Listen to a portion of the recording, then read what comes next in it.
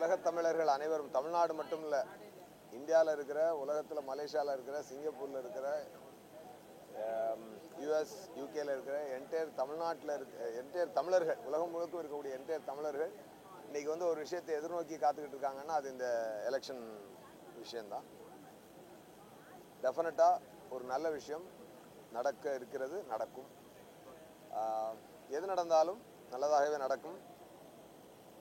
ஒன்று மட்டும் உறுதி,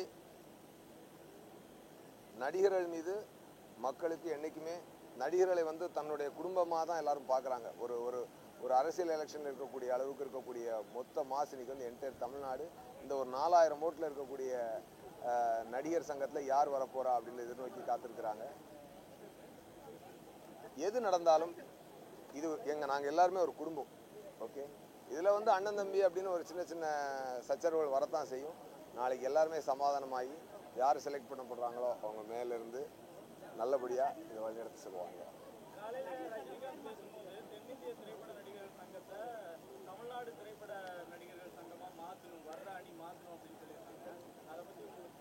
நல்ல விஷயம் தான், அதை நான் ஆதரிக்க தான் செய்கிறேன்.